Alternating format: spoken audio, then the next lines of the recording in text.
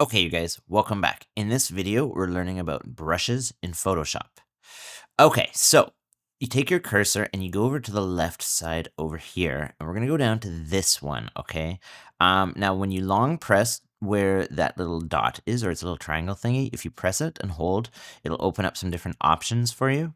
And really any tool here, if you see that little triangle thing at the bottom right, that means that there's other options. So you can press and hold and you can see all the options that are available to you. But we're gonna go back to this brush one, okay? And just make sure brush tool is the one that you've clicked, okay? Now, so now you'll see that this circle here, this is my brush, my paint brush, okay? If you go up to the top over here and you press this little down arrow, this area lets you choose the size of your brush. Okay, so you can make the brush bigger or smaller. Okay, over here. And then this guy over here, hardness, this is telling you how hard the edges are. Okay, so right now at a hardness of 100, when you paint, it's hard edges, okay? And if you go back and you make it soft like this, now when I paint, it's feathered edges, okay? I'll make it a little bigger so you can see that. So the edges are softened, okay?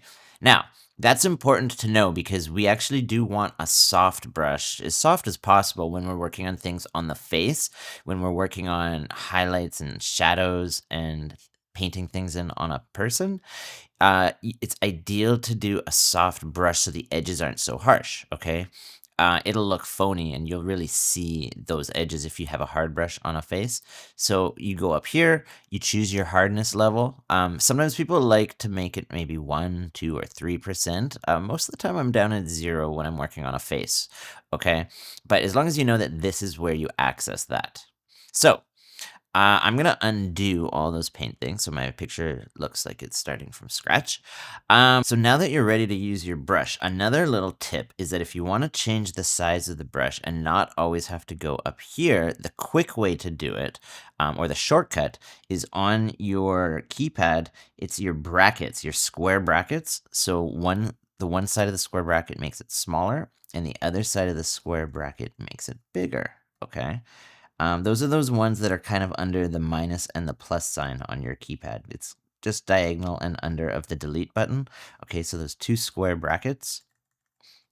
So that makes it smaller and bigger. So that's super handy because depending on what you're trying to do, you're going to need to keep adjusting your brushes to get into certain spots like that. Like if I was going to work on the nose, I'm going to zoom my photo in, but I might need to, adjust my brush. Okay, so you don't want to always have to go up here because that's going to take forever. So it's nice to know the shortcut for making your brush bigger and smaller. Now, the next thing you need to know is that when you are ready to start using your brush to paint in whatever it is we're going to try to do, you want to go down to these two boxes over here, and we do want to make sure that the brush is white, because white means that we're painting on the effect, whatever the effect is that we're working with. Now, if it were black, you're not going to see the effect. Black is meant to hide the effect. So if you had something black, a black brush could take it away if you had a mask on, which we'll discuss in the mask video. Just make sure that you know at the very least that this should be white, okay? Now, another little tip, if you're looking down over here, is if this were reversed and this was black and this was white, which means you're not going to be painting on your effect, if you want to reverse that or change that to white, the shortcut is X. So I'm going to hit X and you'll see that jump to white, okay? So sometimes if you paint something on and nothing's happening. Well, in this case, it's just painting black, so I don't have a mask yet. But sometimes the wrong thing is happening. If you check over here, you need to verify that this top box is white, okay? It says set foreground color. So set that to white, and remember, X changes that back and forth. You can see me hitting X over and over, okay? So X is the one to remember for that.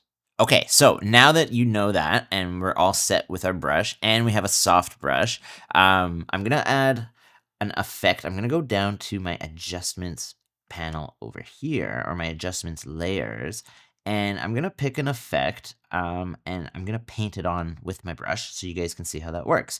So, for example, let's pick levels. Let's pick levels, okay? And then here, I can choose to brighten up the picture like that by sliding the slider, okay? Now, in this example, I want to hide the effect, and I want to only paint it on in specific spots, okay? So what I'm going to do is I'm going to take this mask on my levels layer, and I'm going to invert it. Now, the tricks and tips on the masks and the inversions and whatnot are going to actually be in the mask video, so you can go deep dive that in that specific video. But for the sake of argument, I'm just going to do it because I want to teach you guys how to use the brush. So now that that layer is inverted, it hid the effect, okay? So if I brought it back and made that white, the effect is there. I brightened it up. Now I'm going to hide the effect by inverting the mask, okay? But now with my soft brush, I'm going to paint that effect back in only where I want it to be, because maybe I want it to pop the highlights on my face, okay? But I didn't necessarily want to bring out the whole photo because I liked that moodier backdrop with the cool neons, but maybe I just wanted to make my face pop a little bit, or even like something like the white on my hat over here on the logo. So I might make a smaller brush by hitting the brackets, and then I'll paint some of that out too for some extra pop. Okay, and I might decide while I'm at it to go down to my hand here and bring my hand out as well. So I'll just paint it in over there. And let's do the camera too, because the camera looks great. Let's pop all of that stuff out. Okay, so I'm using my brush to do that, and I'm using a soft brush again. Now, the other thing, and I've mentioned this in other videos, is that we can bring the opacity down if we feel like that's too strong. So we painted the effect in, it's doing its thing in the very specific spots that we chose, but now I can take the opacity and bring it down just a bit because maybe it was too heavy-handed. Depends on what you think, what the photo is that you're working on. This stuff can be subjective, but if you feel like it was too heavy-handed and maybe it's clipping a little bit even, bring the opacity down, okay? Like that. Great. Okay, and that's it. So essentially, that's the important stuff that you need to know for brushes. It's located over here on your left. You can change the size and the hardness over here. Your shortcut for the size of the brush is the 2 square bracket buttons, and then make sure that this guy is set to white for the foreground.